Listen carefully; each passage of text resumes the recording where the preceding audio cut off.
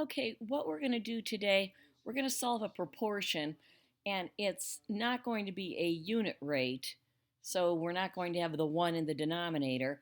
And I just want to go over how to set up a proportion and solve it using cross products. We've done this in class, but this is just a review for you. Notice I already wrote miles and gallons. That's what I'm comparing. They're telling you right off that Bob drove 260 miles using 12 gallons of gas. So I need to know that I'm going to keep my 260. The miles will be in the numerator, gallons will be in the denominator.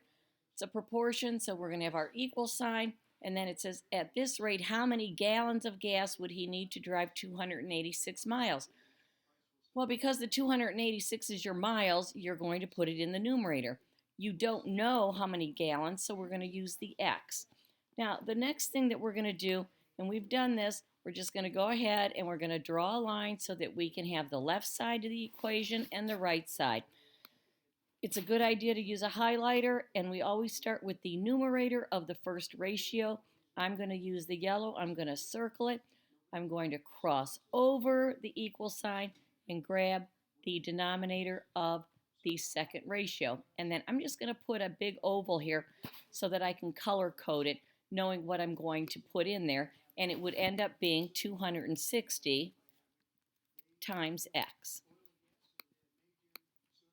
Then I'm going to go ahead and I'll take my green highlighter, go to the denominator of the first ratio, circle it, cross over the equal sign. I'm going to go ahead and circle the numerator of the second ratio. I'm going to go ahead and color code this so that I know I'm going to be putting my numbers here. And what ends up happening, I'm going to be taking my 12 and I'm going to multiply it by 286. Notice I didn't use a multiplication sign because we don't have to if there is a parenthesis. We know the only thing that can fit there would be an itty bitty little dot, which means multiply.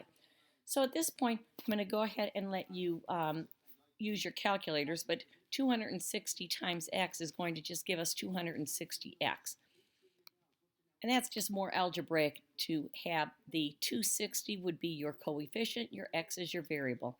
And then on the other side, like I said, I'm going to let you use your calculators. You're going to go 12 times 286, and I'm going to come up with 3,432. 3,432. So that'll go right over here. Now, the next step, we're going to go ahead and we're going to isolate our variable. So I'm going to just put a little box around my variable, and so I'm isolating the x.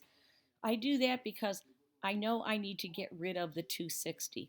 And how do you get rid of the 260 if it's getting multiplied by x? You use the inverse operation, the opposite. And what is the opposite of multiplying? Dividing. So we're going to go ahead and use a fraction bar. Whatever I do to one side, I do to the other. So now I'm going to divide both sides. And this is the part a lot of you mess up on. You always, always, always are going to divide by the coefficient to the variable. You will divide by the coefficient to the variable, and the reason is because take a look. If you divide 260x, you have 260 divided by 260, which means you have 1. So now you have your x all by itself. And again, whatever you do to one side, you do to the other.